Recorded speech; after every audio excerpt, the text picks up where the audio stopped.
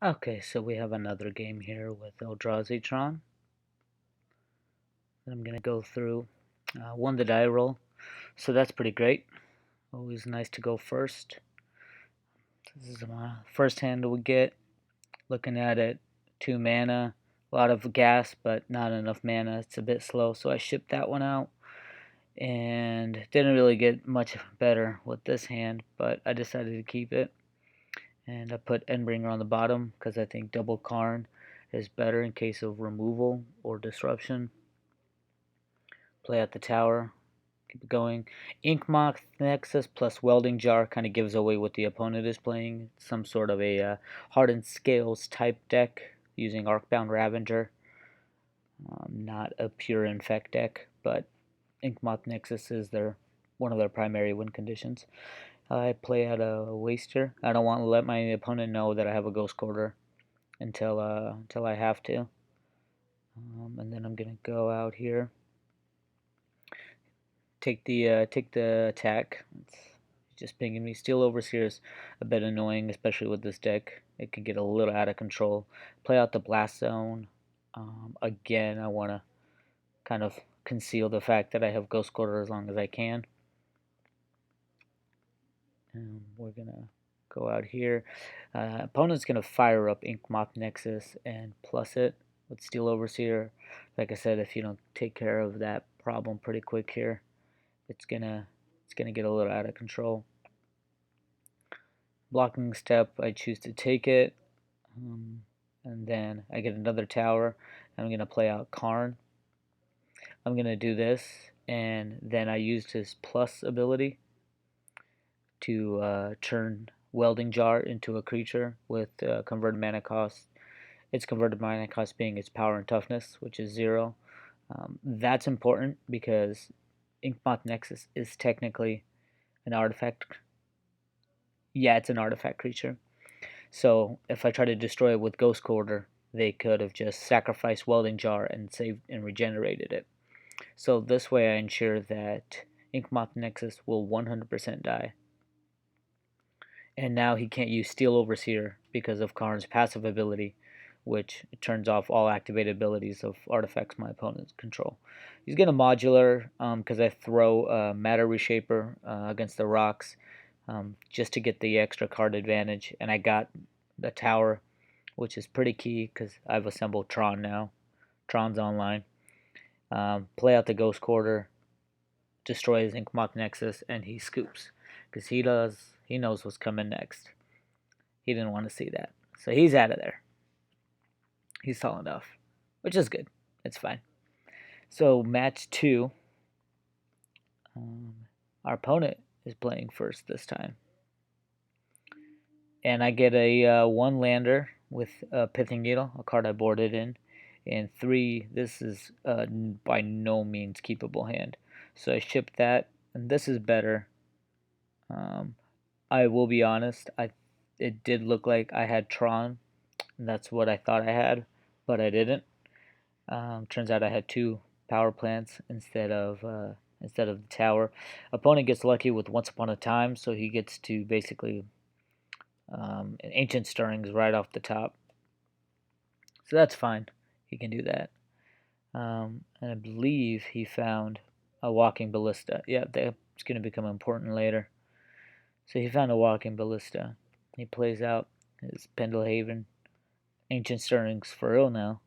So he gets to Ancient Stirrings basically twice in turn 1. It's pretty powerful. Usually he wins these games, I would imagine. I'm going to play out the power plant. Obviously, I'm going to get Expedition Map out. Opponent's going to go Hangerback Walker, which is a super scary card in this matchup with Arcbound Ravager. So I'm going to try to set a little trap here because it did board in Warping Whale. And I need to take care of this Hangerback Walker. But I kind of want to see what else he has. So I set up a little trap. And we'll see if he takes the bait. So he plays out Arcbound Worker. And then he plays out the Arcbound Ravager. So he's tapped out. In response to that, I decide to exile the Hangerback Walker. It was important that he be tapped out, seeing as how he could just plus it by 1 and then it takes it out of range of the toughness and power of 1 or less. So I had to wait for him to get tapped out. I could have done it the next turn, but I thought maybe I could counter if he had some weird deck list or anything like that. Got a little risky, but it worked out. Here I'm just going to go for Tron. I don't have a lot of gas. I don't have a lot of options. So I'm actually going to burn this Mind Stone here. I'm going to use the Mind Stone to try to dig in my deck, and I get another land. Not super exciting. And now this is starting to look kind of scary for me. But I have Tron, and when you have Tron, you're never really out of it. So they're going to come in here. He's going to pump up with the Pendlehaven. Ghost Quarter's super important in this matchup. And then I'm going to play out an Expedition map representing that I can find another Ghost Quarter. Even though I'm not entirely sure I have two. I think I only have the one in the deck. But he doesn't know that. So he's going to fire up Inkbot next. This is where it gets weird. Because I'm starting to think that he may be new to the deck. You want to give the person the benefit of the doubt, but he makes some really strange plays. He goes all in here, even with me having Ghost Quarter up. He starts sacking with Arcbound Ravager to pump up the Inkmoth Nexus, which I think is strange. And then he goes again, like he's going all in on this particular Inkmoth Nexus. He's not splitting it amongst the two. And here's I believe this next play is particularly. So I start responding.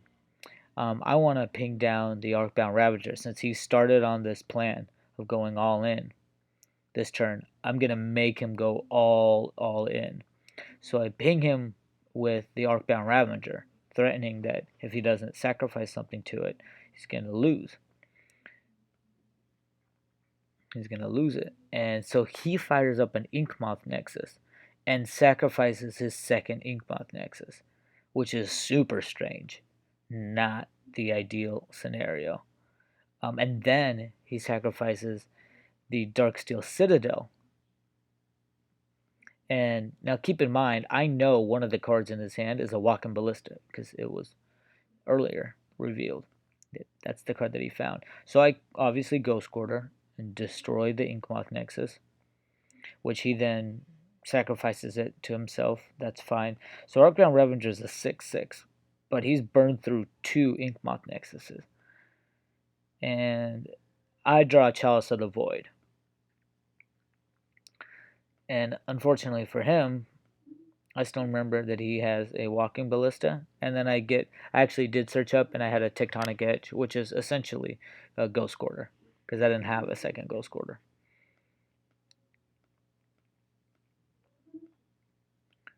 And then I play a Walking Ballista on 2, which means he can't play his a Chalice of the Void on 2, I'm sorry. So he can't play his Walking Ballista at all until he gets 2 more mana. So he comes in for 6. That's fine. I got no problem with that. And then he tries to play Walking Ballista, and it gets countered because its converted mana cost is technically 2, even though he's playing it on 1, but it's 2. That gets countered, and he's out of there. That's it for him. He saw enough. So that is Eldrazi Tron versus some sort of counters Arcbound Ravager deck.